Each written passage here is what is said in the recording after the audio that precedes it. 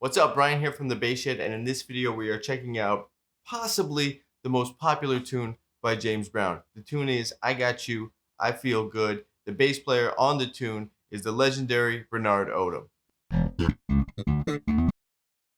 This tune by James Brown was originally recorded for his record Out of Sight, and then a single version was later recorded. The single version was recorded in May 1965 at Criteria Studios, and then was released later that year in October 1965 on the record label King. All right, so this is going to be another tune by James Brown that's heavily influenced by the blues, and this one specifically is just a 12-bar blues. There's two different sections on it. There's a chorus and kind of a bridge section, and each one has a slightly different turnaround, and we'll take a look at those as we're talking through the bass line.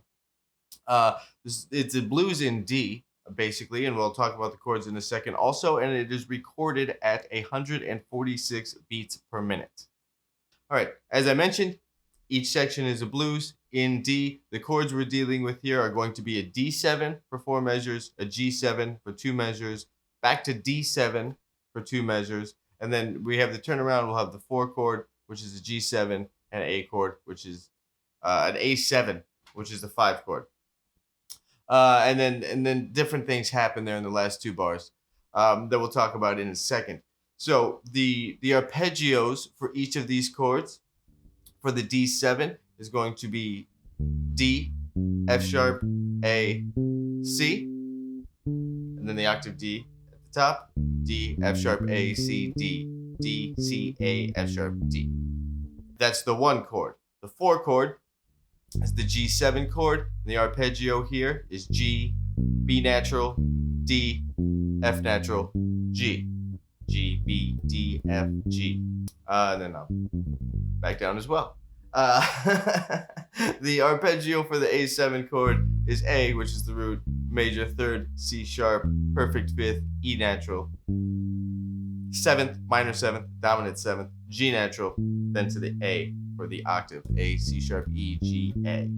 To elaborate just a little bit more about these chords, the scales for each of these chords, not just the chord tones, but the scales for each. Well, for the D7, the D mixolydian scale, D, E natural, F sharp, G, A, B, C sharp, D, D, C, B natural, A, G, F sharp, E, D natural.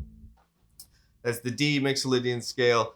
I will be releasing more videos where I talk about modes and stuff in general, but that is basically a G major scale starting on D and ending on D. Now, moving to the G dominant 7. Again, this is another mixolydian scale. All dominant 7 chords are a mixolydian scale. The G mixolydian scale is going to be G, A, B, C, D, E, F, G. All natural notes. G, F, E, D, C, B, A, G. And lastly, the A7 chord, also a dominant 7, going to be A, B natural, C sharp, D, E, F sharp, G natural, A. So that's all. That's kind of the information we're going to be using. We'll check it out this line. That's what the chords are made up of. And now we're going to look into Bernard Odom's bass line here to see what of that he uses, what of the arpeggio he uses, and what of the scale he uses to create this timeless bass line. All right, as I mentioned, the tune is recorded at 146 beats per minute. I'm going to play through it at record tempo so we can check it out, and then I'll talk through it really quick. What happens here at chorus 1?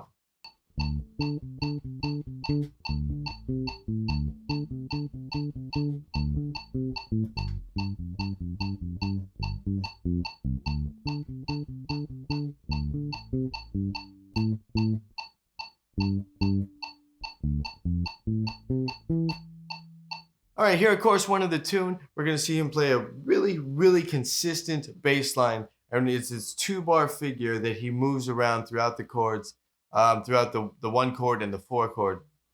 And that's going to create pretty much the bulk of the bass line. You get these 2 measures together, and you're set up. You're pretty much set up for the majority of this tune. What that is the measure 1. It's going to be D, 5th fret on the A string, jumping up the octave to D, 7th fret on the G string. Going down to the dominant 7, which is a C.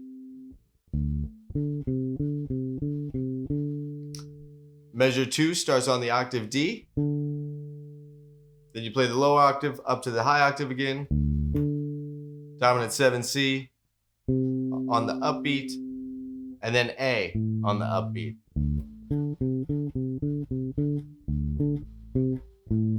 And then that much is going to repeat. We're going to move that same pattern down to the G chord. That we're going to play that here. 3rd fret on the E string. The only difference here is our passing note. It's going to be a C. And then we're back to the D. This time our passing note is a G. Then we have beats 2 and 3 on A. 7th fret on the D string. 1, 2, 3. And then this little line right here is a D minor 9 arpeggio. That the notes here are D, F, A, C, and E. And that is going to conclude chorus 1. All right, so here at chorus 2, we're going to see so much of the same information as just a mirror image of chorus 1. The first 4 bars are exactly the same.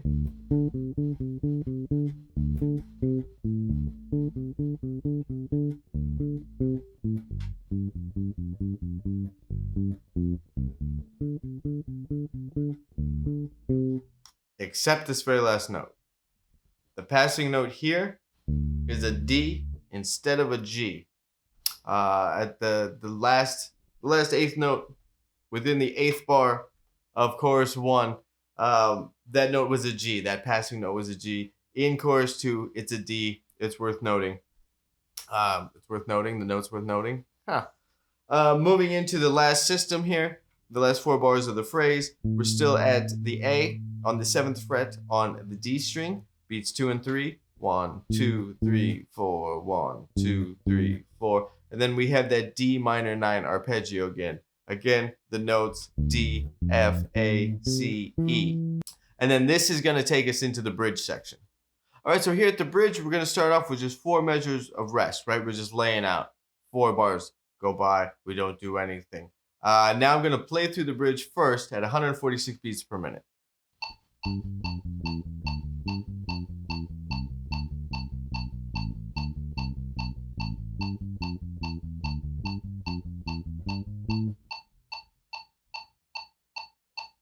And then that's going to be chorus 3. So we got 2 measures of rest there at the end. All right, so moving along in the tune, now we're going to be at chorus 3. It is an identical copy of chorus 2. Everything is the exact same.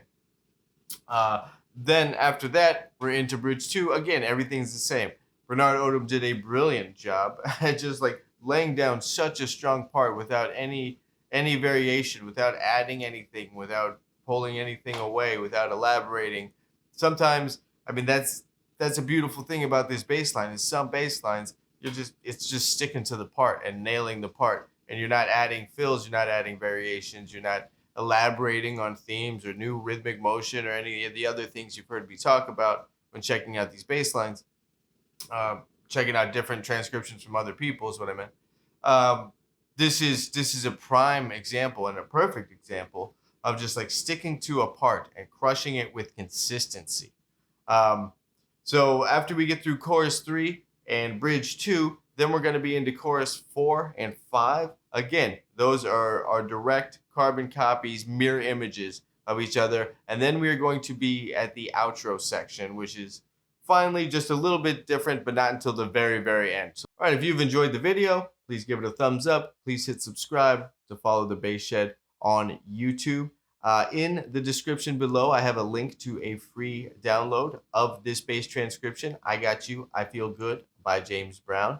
I also have a link to the podcast episode where I talk with James Brown's bassist, Fred Thomas. Fred Thomas was the bass player who was with James Brown the longest. And please consider subscribing to the Bass Shed podcast. That's all I got, folks. That's all I got. And I will catch you inside the Bass Shed.